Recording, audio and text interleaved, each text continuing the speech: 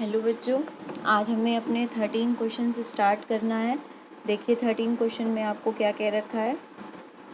Prashant and Rajesh were partners in a firm sharing profit and losses 3:2। In spite of repeated reminders by the authorities they kept dumping hazardous material into a nearby river. The court order for the dissolution of the partnership firm on 31st March. Prashant was deputed to realize the assets and to pay the liability. He was paid 1,000 as a commission. The financial position on this आपको कहा गया है, उनकी ratio दी गई है। इनको बार बार reminder दिया जा रहा था कि जो आप नदी में मटेरियल बहा रहे हो वो नहीं करना। तो कोर्ट ने ऑर्डर कर दिया कि आप क्या करो, अपनी जो ये फर्म है इसको डिसोल्यूट कर दो, बंद कर दो। और इसके लिए प्रशांत को 1,000 रुपीज़ कमीशन दिया जा रहा है। डिसोल्यूशन के लिए फर्म प्रशांत को क्या देगी, 1,000 एज ए कमीशन देगी।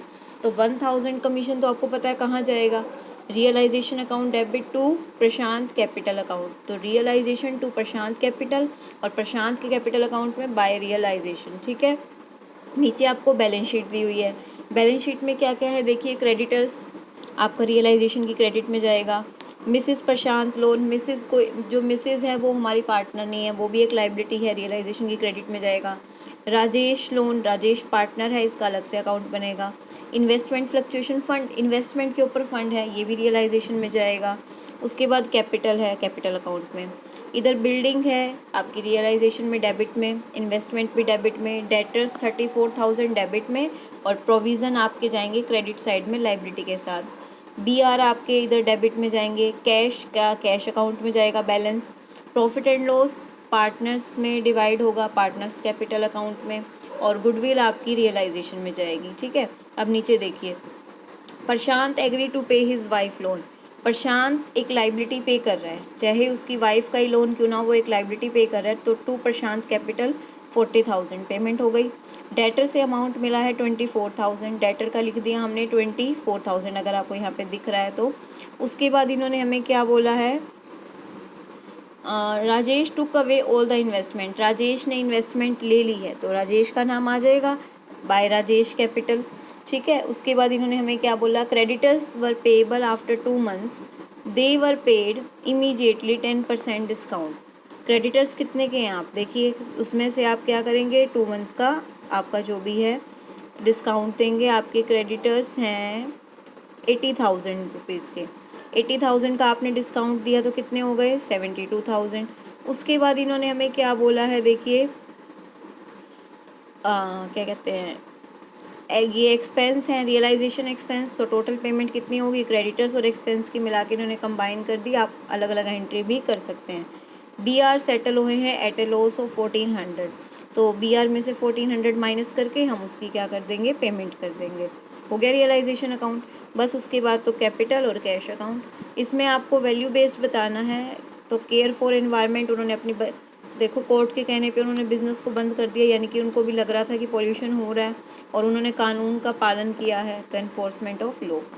आगे देखिए नेक्स्ट क्वेश्चन में आपको क्या कहा गया है। नेक्स्ट क्वेश्चन में ध्यान से देखेंगे, सन्ड्री क्रेडिटर्स हैं, बिल्स पेबल हैं, मिसिज ए का लोन है, मिसिज बी का लोन है, जनरल रिजर्व है, इन्वेस्टमेंट फ्लक्चुएशन रिजर्व है, कैपिटल है। अब ये देखिए पार्टनर ए और बी है, तो मिसिज ए और बी का लोन लाइबिलिटी ही है हमारी। जनरल रिजर्व पार्टनर में डिवाइड होगा। इन्वेस्टमेंट रिजर्व आपको पता है वहाँ जाएगा आपका रियलाइजेशन में। एसेट साइड पे आपका cash in hand, cash in bank, ठीक है, ये आपका है। स्टॉक इन ट्रेड है, इन्वेस्टमेंट है। उसके बाद डेटर्स है, प्रोविज़न आपका लाइबिलिटी साइड पे जाएगा। प्लांट है, बिल्डिंग है, गुडविल आपका रियलाइजेशन में जाएगा। और ये advertisement suspense partner capital account में डिवाइड होगा। अब देखो, ए प्रोमिस टू पे Mrs A loan and took away stock in trade at 4,000। देखो दो एंट्री हैं, एक तो ए ने लोन ले लिया, मिसिज ए का पे करने के लिए बोल दिया। मिसिज ए का लोन कितना था, 5,000। तो यहाँ पे 2 एज कैपिटल मिसिज ए का लोन आ गया और बाय एज कैपिटल में स्टॉक इन ट्रेड के उसने स्टॉक ले लिए हैं 4,000 में। फिर बी ने हाफ ऑफ द इन्वेस्टमेंट लिए 10% डिस्काउंट पे। इन्वेस्टमेंट थी कितने की, 10,000। 10 का आधा कितना होता है, 5,000। अब 5,000 पे 10% डिस्काउंट लगा देंगे तो 500 रुपये माइनस। तो बी ने इन्वेस्टमेंट कितने की ली है, 4,500 की। ठीक है, उसके बाद डेटर्स हमें मिले हैं 19,000 पे, इंक्लूडिंग बैड डेब्ट्स। एक बैड डेब्ट से जो हमें रिकवर हो गए 6,000, पहले वो पैसा डूबा हुआ था, तो डेटर्स आ गए 19,000 के। उसके बाद creditors and bills payable were due on an average basis for 1 month after this but they paid immediately. देखो इनको हमें पेमेंट, इन्होंने पेमेंट बाद में करनी थी पर अभी इमीडिएटली दे रहे हैं, तो हम इनको 6% डिस्काउंट देंगे। तो जो भी आपको क्रेडिटर्स की पेमेंट करनी है उसमें से आप 6% माइनस कर देंगे। अगर आप ये वर्किंग नोट्स देख पा रहे हैं तो आपको क्या करना है, बोला हुआ है ना 6% कितने, 1 मंथ का ही गैप है, 1 मंथ ही हो गया ना। देखिए आपको यहाँ पे क्या कहा गया है, इन्होंने बोला 1 month, average basis of 1 month due था, अभी उनका 1 महीना देना बाकी था। अब 1 महीने पहले दे रहे हैं तो जो डिस्काउंट होगा वो भी हम 1 महीने के हिसाब से देंगे।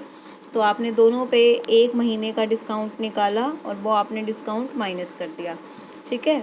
डिस्काउंट माइनस करके आपकी पेमेंट आ गई। उसके बाद इन्होंने कहा ये प्लांट, बिल्डिंग, गुडविल और बची इन्वेस्टमेंट इतने की आई है, तो आपने सबकी वैल्यू लिख दी। ओल्ड राइटर आपने सोल्ड किया है, it was estimate 300 but taken over by B, 300 का बी ने ले लिया है तो बाय बी कैपिटल। बस रियलाइजेशन अकाउंट बनने के बाद I think partners capital account और बैंक अकाउंट में आपको कोई दिक्कत नहीं होनी चाहिए। जो कैश और बैंक का बैलेंस था ध्यान रखना, दोनों बैंक की डेबिट में आएगा, एक बैलेंस और एक टू कैश लिख के, यानी कि बैंक का जो कैश होता है वो हम बैंक में डिपॉजिट करा देते हैं। हम ये मान के चलते हैं कि जो कैश था वो हमने बैंक में डिपॉजिट करवा दिया है, तो टू कैश वहाँ पे हमने लिख दिया। बाकी तो सारी आपकी क्या है, एंट्रीज़ हैं, लेजर पोस्टिंग है, आप दूसरे अकाउंट्स में से करेंगे। पार्टनर कैपिटल अकाउंट में आपने जनरल रिजर्व डिस्ट्रीब्यूट किया हुआ है, एडवर्टीजमेंट सस्पेंस अकाउंट डिस्ट्रीब्यूट किया हुआ है। अब नेक्स्ट क्वेश्चन अगर हम देखें 16th, तो 16th में भी देखो पार्टनर है एक्स वाई, यहाँ पे एक्स के भाई का लोन है, वाई का लोन पार्टनर का लोन है, लोन अकाउंट बनेगा। इन्वेस्टमेंट फ्लक्चुएशन फंड है, इधर एसेट्स में गुडविल है, रियलाइजेशन में जाएगी। प्रॉफिट एंड लॉस जो है पार्टनर कैपिटल अकाउंट में डिस्ट्रीब्यूट होगा। तो देखिए सेम एंट्री है, कुछ भी डिफरेंस नहीं है। एक्स एग्री टू पे ब्रदर लोन, डेटर्स हो गए हैं, कुछ भी इसमें मेरे को डिफरेंस नहीं दिख रहा है बताने का। तो ये क्वेश्चन बिल्कुल आपका सेम ही है।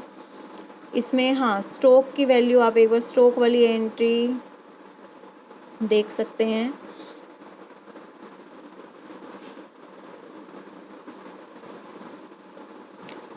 सिक्स्थ एंट्री देखिए, Y to cover part of a stock at 4,000। Y ने स्टॉक कितने का था आपका 15,000, उसमें से उसने 4,000 का स्टॉक ले लिया है, 20% less than the book value. और ये जो 4,000 है ना, ये 20% बुक वैल्यू से कम है। दैट मीन्स ये जो वैल्यू है ये 80% की है। अगर आपको ध्यान हो, हम पहले भी करते थे रिवैल्यूएशन वाले में, ये देखिए ये वैल्यू है 80% की, 80% की वैल्यू 100, तो 4,000 जो वैल्यू 80% की है, मुझे 100 की निकालनी है। तो 100 की निकालने के लिए 100 से मल्टीप्लाई और 80 से डिवाइड, यानी कि जो स्टॉक उसने लिया कितने का लिया है 5,000 का, तो बचा हुआ स्टॉक कितना रह गया, 15 में से 5 गए 10,000। अब इन्होंने बचा हुआ स्टॉक क्या कहा है कि 50% ही मिला है हमें, बचे हुए स्टॉक का 50% कितना हो गया 5,000, ठीक है। तो आपका स्टॉक का ये हो गया, एक तो स्टॉक आपका 5,000 बैंक में गया और एक वाई ने लिया 4,000 में, तो इसमें यही था। सिंस नोट पढ़ लेते हैं एक बार और क्या रखा है, since the question is silent about furniture, तो हम ये मान लेंगे फर्नीचर से हमें कुछ भी नहीं मिला है। बैंक ओवरड्राफ्ट ट्रांसफ़र होता है क्रेडिट साइड ऑफ रियलाइजेशन, फिर उसकी पेमेंट भी होती है, बैंक अकाउंट में नहीं आता, ध्यान रखना। मैंने आपको पहले ही बताया था कि बैंक ओवरड्राफ्ट आपकी एक शॉर्ट टर्म लाइबिलिटी होती है, ठीक है। नेक्स्ट क्वेश्चन देखिए, नेक्स्ट में वर्कमैन कंपनसेशन रिजर्व है, बाकी आपका सेम ही कुछ है। इसमें भी सन्ड्री एसेट्स की वैल्यू चलो देख ही लेते हैं। ये क्वेश्चन इन्होंने बोला हमें, ए ने फर्नीचर ले लिया है and debtors at this, the creditors paid to be paid by him at this figure. देखो ए ने फर्नीचर और डेटर लिया, हो गया। ए ने क्रेडिटर्स की पेमेंट की, डेबिट साइड पे 60,000 हो गई फर्स्ट एंट्री, ठीक है। बी ने सारा स्टॉक ले लिया 70,000 पे एंड सन्ड्री एसेट 72,000, जो कि 10% है less than the book value. अब एक्चुअल वैल्यू निकालें, देखिए नोट्स, बी ने क्या लिया, सन्ड्री एसेट 72,000 ली है, ये वैल्यू कितने की है 90 की, मुझे 100 की निकालनी है, तो 90 से डिवाइड 100 से मल्टीप्लाई, यानी कि उसने 1,70,000 की थी सन्ड्री एसेट, उसमें से उसने कितने के लिए हैं 80,000 के, तो अभी सन्ड्री एसेट्स रिमेनिंग रहते कितने हैं 90,000 के, और बाकी बचे हुए सन्ड्री एसेट्स के लिए उन्होंने क्या बोला है कि जो रिमेनिंग सन्ड्री एसेट्स रह गए थे ना सी ने ले लिए हैं और वो 90% पे लिए हैं, less 1000 rupees discount, assume the responsibility for the charge of loan together and accrued interest this। तो देख सकते हैं आप इधर आपका कितना था 90%, कितना आ गया आपका 81,000। 81,000 में से फिर उन्होंने कहा कि 1000 रुपीज़ आप उसको डिस्काउंट भी देंगे। तो सी ने सन्ड्री एसेट्स कितने के लिए, ये आपके लिए हैं उसने 80,000 के। क्लियर है। तो अब एक बार ध्यान से देखते हैं आगे इन्होंने क्या कह रखा है। द एक्सपेंसेस ऑफ डिसोल्यूशन आपको दिए हुए हैं। The remaining debtors were sold डेप्ट। देखो जो ऊपर था ए ने डेटर्स लिए थे 2 लाख और डेटर्स आपके टोटल थे 2,42,000 के। तो देखिए 2,42,000 में से 2 लाख तो ए ने ले लिए, बचे कितने 42,000। उसका आपको सिर्फ कितने परसेंट मिला, ये कह रहे हैं 50%। तो ये देखिए 42,000 का 50% यानी कि 21,000 आपको मिला, जो कि किस में जाएगा, बैंक में जाएगा। बाकी पूरा का पूरा क्वेश्चन आपका वहीं पे है और वही चीज़ है। 17th क्वेश्चन में देखिए, first entry building taken over bye creditor in final payment. मैंने आपको ये बता रखा है ना कि अगर किसी लाइबिलिटी को हम किसी एसेट से सेट ऑफ कर रहे हैं, पेमेंट कर रहे हैं, तो उसकी कोई एंट्री नहीं होती। तो ये वाली चीज़ की कोई एंट्री हमारी नहीं होगी, ध्यान रखना। ए ने एक्सेप्ट कर लिया अनरिकॉर्डेड एसेट, तो by S capital. Furniture B ने ले लिया बाय बी और 5% उसमें से वो लेस कर देना discount. Debtors were collected a डेप्ट collected agency at a cost of 5,000। Debtors collect किए गए हैं, डेटर्स आपके कितने के हैं 80,000 के। ठीक है। अब देखिए डेटर्स आपके 5,000 तो हमें उनको देना पड़ेगा। तो डेटर अब उन्होंने तो कलेक्ट कर लिया 80,000, पर उसमें से 5,000 पे वो अपने रखेंगे, तो हमारे को कितने मिलेंगे 75,000 रुपये। ठीक है। तो डेटर्स आपके आ गए। इसी तरह से बाकी एंट्रीज भी आपकी हो गई हैं। 18th देखते हैं कुछ नया है या नहीं है। 18th में भी कुछ आपका मुझे कुछ नया नहीं इतना दिख रहा है। एक बार फिर भी एंट्रीज देख लेते हैं। लैंड एंड बिल्डिंग की सिंपल दी हुई है, डेटर्स रियलाइज्ड हुए हैं विद इंटरेस्ट एंड 1000 डिस्कवर।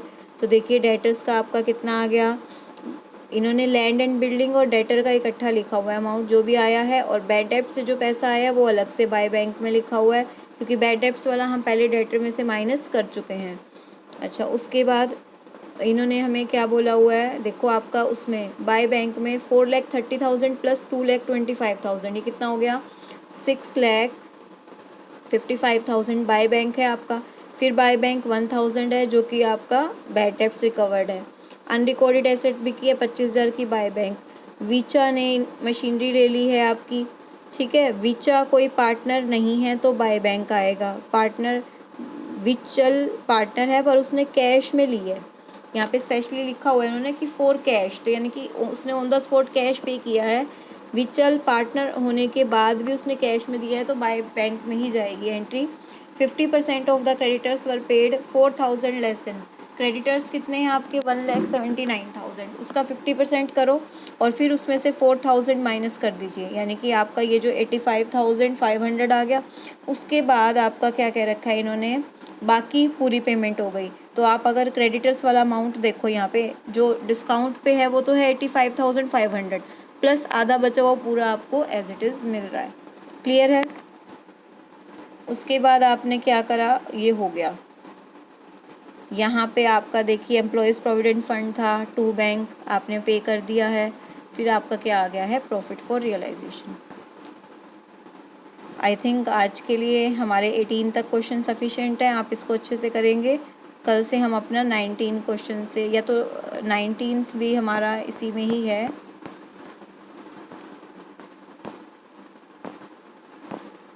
एक 19th क्वेश्चन और कर लेते हैं। देखिए 19th क्वेश्चन में आपको क्या कह रखा है, बोरा सिंह एंड, अच्छा 19th क्वेश्चन ना थोड़ा सा इम्पॉर्टेंट भी है, इस तरह के क्वेश्चन भी आते हैं, प्लीज़ 19th क्वेश्चन को थोड़ा ध्यान से करना। अब यहाँ पे आपको क्या दिया हुआ है, रियलाइजेशन अकाउंट सब कुछ बना के दिया हुआ है, आपको मिसिंग वैल्यू निकालनी है। अब मिसिंग वैल्यू आप कैसे निकालेंगे, ध्यान से देखेंगे। Bora Singh were partners on the dissolve the assets and the liabilities were paid off realise. अब इसको देखो और अपनी वैल्यूज़ को फाइंड आउट करो। सबसे पहले आपकी मिसिंग वैल्यू है बाय डैश, किस चीज़ की वैल्यू आपकी मिसिंग है, आपको वो देखना है। तो ऑब्वियस सी बात है कि आपको पूरा रियलाइजेशन अकाउंट बना के दिया हुआ है, आपको कुछ नहीं करना, सिर्फ दोनों तरफ का टोटल करके आपका इधर क्या आएगा, लॉस। देखो रियलाइजेशन में लॉस आ गया, ठीक है। कैपिटल अकाउंट में क्या मिसिंग है, अगर ध्यान से देखो तो बैलेंस है, जनरल रिजर्व है। कैपिटल अकाउंट में दो चीज़ें मिसिंग है, एक तो सबसे पहला जो डैश डैश है वो है रियलाइजेशन का लॉस, और उसके बाद टू कैश जो बैलेंस आता है। सबसे इजी क्वेश्चन है, सिर्फ बैलेंस निकालना। देखो कैपिटल अकाउंट में बाय रियलाइजेशन जो लॉस था वो, फिर दोनों तरफ का टोटल करके हमारा क्या निकला, बाय बैंक। उसके बाद बैंक अकाउंट में देखो, बैंक अकाउंट में सिर्फ आपको एंट्री लेजर पोस्टिंग करनी है, किस चीज़ की, बाय रियलाइजेशन जो लाइबिलिटी आई, इसके अलावा जो जो आपकी एंट्री रह गई है ना वो करो। एक तो टू रियलाइजेशन एसेट रियलाइज्ड कितने की थी, ऊपर देखो 55,200, वो आपकी आ गई, ठीक है। अनरिकॉर्डेड एसेट थी वो लिख दी। कैपिटल अकाउंट से जो कैश का बैलेंस था वो आ गया एक्सपेंस, यानी कि बैंक अकाउंट में जो जो एंट्री मिसिंग है ऊपर से देखो और पुट कर दो, बस क्वेश्चन हो गया। इससे इजी क्वेश्चन हो नहीं सकता, और एक्चुअली में इस तरह के क्वेश्चन आते भी हैं। मिसिंग वैल्यू दे देते हैं, जस्ट आपको ऊपर से देख के उस एंट्रीज को कंप्लीट करना होता है। तो 19 तक हमारे क्वेश्चन कंप्लीट हो गए हैं, आपको यहाँ तक अच्छे से करने हैं। कोई भी डाउट हो तो आप मुझसे पूछ सकते हैं। Thank you.